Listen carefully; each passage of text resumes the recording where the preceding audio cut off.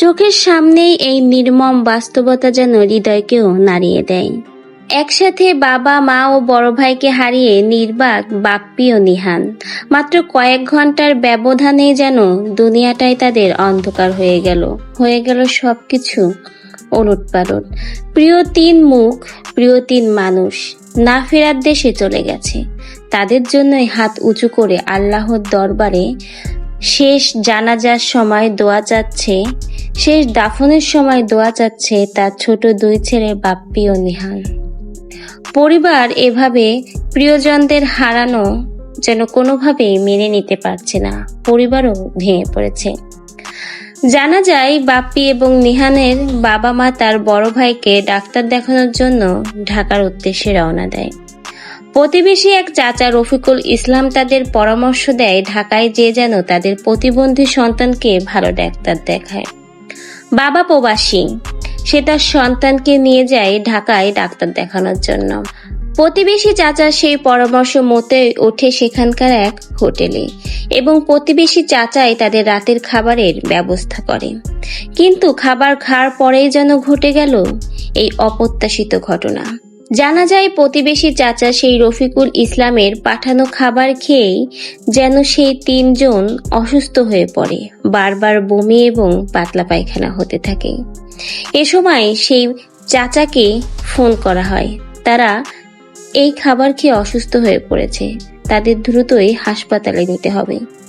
কিন্তু সেই প্রতিবেশী চাচা জানায় এখন অনেক রাত হয়েছে, সে আসতে পারবে না, সকালে এসেই তাদেরকে ডাক্তারের কাছে নিয়ে যাবে। তারা যেন ওষুধ খেয়ে ঘুমিয়ে পড়ে। কিন্তু অবস্থা তো খারাপের পথে। একসময় তার স্ত্রী তাদের সামনেই নিস্তেজ হয়ে পড়ে যায়। সেখানকার লোক তাদেরকে হসপিটালে নিয়ে যায় কোনোভাবে উদ্ধার করুন, কিন্তু অনেকটাই দেরি হয়ে গেছে।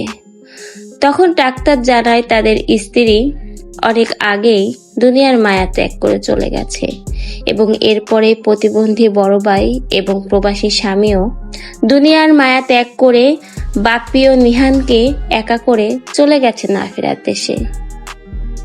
অনাকাঙ্ক্ষিতভাবে ঘটে গেল এই ঘটনা। কি ঘটেছিল সেদিন এখনো সবার চক্ষুর আড়ালেই রয়ে গেল।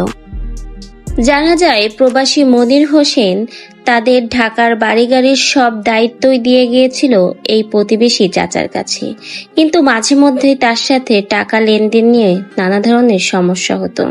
প্রতিবেশী চাচা ঠিক মতো কোনো হিসেবই প্রবাসী মনির হোসেনকে দিতে পারত না, আর এ নিয়েই তাদের ভিতরে মনোমালিন্য হয়। আর সেই প্রতিবেশী চাচাই তাদেরকে পরামর্শ দেয় প্রতিবন্ধী সন্তানকে ঢাকায় নিয়ে চিকিৎসা করান। তার পাঠানো খাবার খেয়ে আজকে এই 3 জনের এই করুণ পরিণতি হলো। প্রতিবেশী চাচার সাথে খারাপ ব্যবহার এবং তার সাথে এই টাকা পয়সার ঝামেলা নিয়ে যে সেই শত্রুতা থেকেই মনির হোসেন এবং তার পরিবারকে দুনিয়া থেকে সরিয়ে দিয়েছে সেই প্রতিবেশী চাচা। পাড়া প্রতিবেশী এবং আত্মীয় স্বজন সঠিক বিচারের আশায় রয়েছে, যেন এই প্রতিবেশী চাচা সঠিক বিচার হয়। এভাবে 2 ছেলেকে বাপ্পি এবং নিহানকে যে এতিম করেছে তার সঠিক বিচার হওয়ারই উচিত। মানুষ কতটা নিজে নামতে পারে সামান্য শত্রুতার জোরে এভাবে 3টা প্রাণ কেড়ে নিতে পারে। একজন প্রতিবন্ধী শিশু সন্তান, তাকেও পর্যন্ত রেহাই দেয়নি। সে তো প্রতিবন্ধী, বলতে গেলে একটা শিশুর মতোই, তাকে পর্যন্ত ছাড় দেয়নি, তাকেও দুনিয়া থেকে সরিয়ে দিল। এ কেমন মানুষ, এ কেমন মানুষের মনুষ্যত্ব! সামান্য কিছু টাকা ঝগড়াঝাটির জোরে আজকে এমন একটা ঘটনা ঘটিয়ে ফেললো। এ সকল ঘটনার যদি সঠিক বিচার না হয় আমাদের সমাজে দিন দিন এরকম ঘটনা বেড়েই চলবে। আমরাও সকলের এর সঠিক বিচারের দাবি জানাই। তো ভিউয়ার্স, এই বিষয়ে আপনাদের কি মন্তব্য অবশ্যই কমেন্টে জানিয়ে যাবেন।